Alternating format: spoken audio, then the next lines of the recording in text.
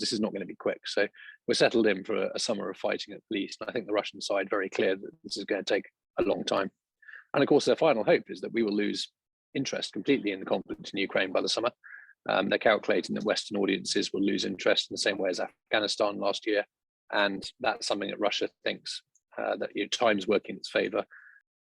It's a constant downshifting of gear towards smaller objectives that Russia can actually achieve. And I think on the biggest scale, they've actually downsized their strategy better to match their ability on the ground. So obviously they have suffered degradation, although they still have a lot of battalion tactical groups in the area. They have taken attrition.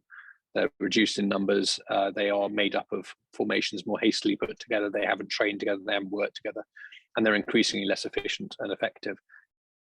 We're in a race, as we've commented before, really, between Russia's ability to maneuver and overcome Ukrainian defenses that have had time to build up to get across the river and advance effectively, and that flow of supplies, flow of reinforcements as Ukraine reorientates, moves troops from other parts of the country, and coordinates its effort with incoming military equipment from NATO partners, EU partners, and others. We've certainly seen, as I mentioned, the Polish tanks arriving in numbers and being deployed. We've seen the US, Canadian spied howitzers, towed howitzers arriving, which are significant. They look more basic because they are very mobile. They have longer range. They're coming with 100,000 rounds of ammunition, which goes somewhere. So, we're quite we're believing certainly those will have an effect. And some of the loitering drones, you may recall hearing about the Switchblade drones and things provided by the US, are now also being shown operating. So we're seeing it takes a few weeks for these supplies to flow through. There's a promise from the US it's going to be faster. And of course, Russia's trying to stop these flows. It looks that Russian soldiers will be prosecuted during the next days. Today he had his first appearance before the court for an alleged war crime of having deliberately killed a civilian who was riding his bike. So according to the General Prosecutor of Ukraine, they have identified almost about 11,000 cases of alleged war crimes.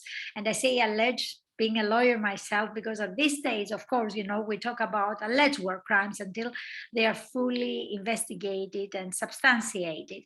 And also the General Prosecutor of Ukraine has claimed that they have identified about 600 individuals, because we shouldn't forget, when we talk about crimes, those crimes are not committed by abstract entities, they are committed by individuals. And the whole idea of international accountability, of a criminal accountability, individual criminal accountability, is that individuals will be prosecuted before tribunals. This is a never-ending question, when the judicial process should start.